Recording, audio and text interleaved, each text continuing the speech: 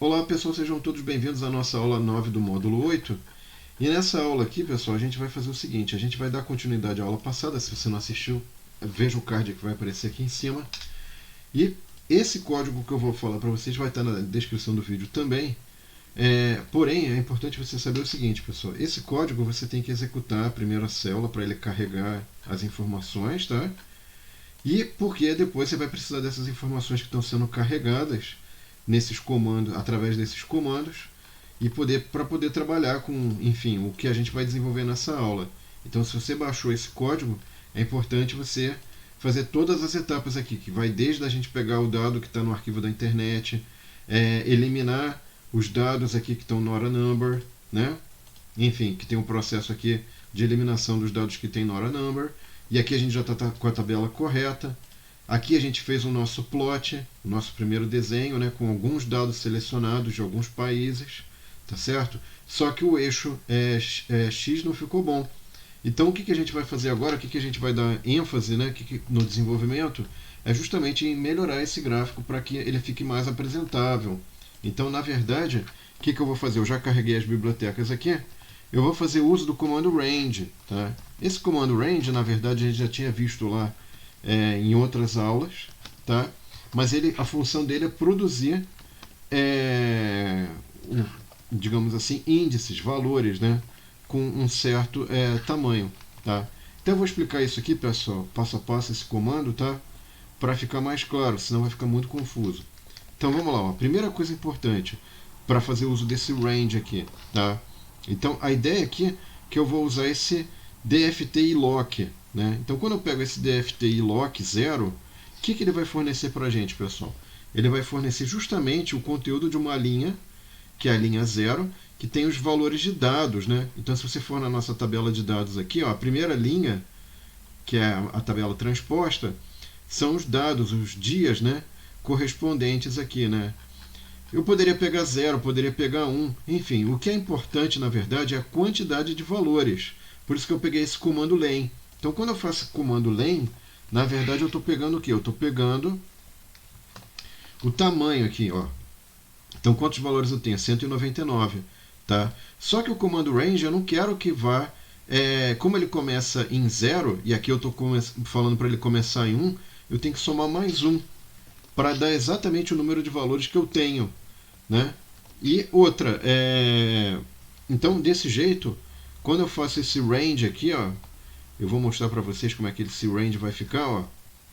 Esse range nosso aqui, ele vai ficar de 1 em 1, né? Então ele começa no 1, vai até o tamanho mais 1, né? Então aqui é o tamanho mais 1,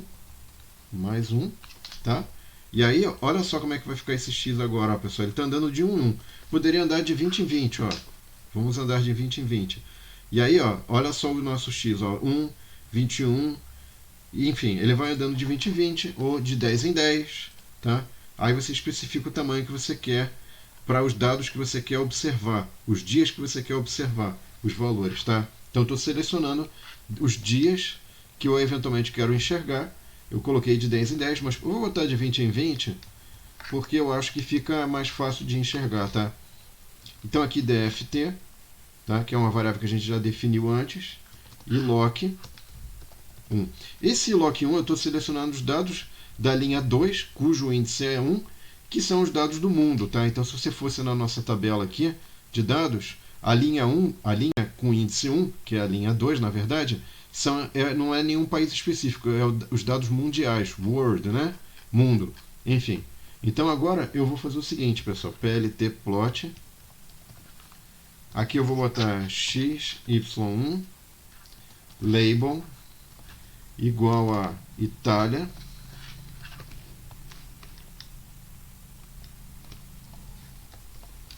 Aqui eu vou colocar Espanha, tá?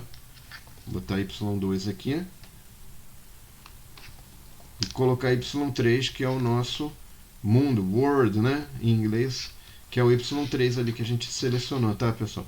O que eu queria chamar a atenção de vocês? Eu já vou chamar a atenção de uma coisa. Tanto os dados mundiais quanto da Itália, da Espanha, aqui eu estou adicionando legenda, que vai usar esse label para fazer, enfim, o nomezinho de cada país associado a cada curva, tá? E eu vou colocar a evolução de casos confirmados. VLT show. Beleza, então, ó, veja o seguinte, pessoal. Aqui, ó, eu tenho eu vou fazer uma observação daqui a pouco, tá? Enfim, aí agora ele já deu esse errinho aqui, que tem que ser a mesma dimensão. Aqui eu já coloquei DFT, deixa eu botar iloc 1.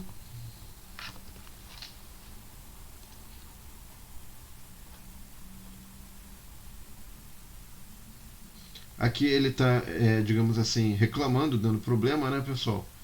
Porque ele está falando que não é o mesmo tamanho, tá?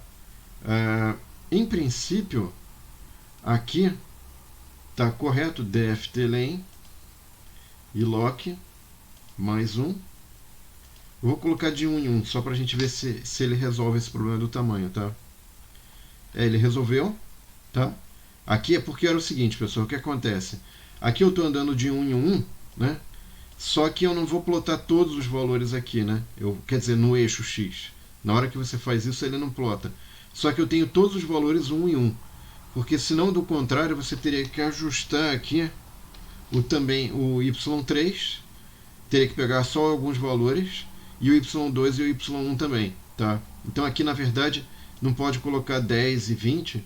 Mas, ao fazer uso desse range aqui, automaticamente o nosso gráfico ele já não vai ficar preenchendo, né, como ele fez aqui com os dados, porque aqui ele não estava botando 0, 1, ele estava colocando dados de data, ele estava pegando esses dados de data aqui, tá, e colocando ali, na hora de escrever vira uma bagunça isso aqui, ó, fica super poluído.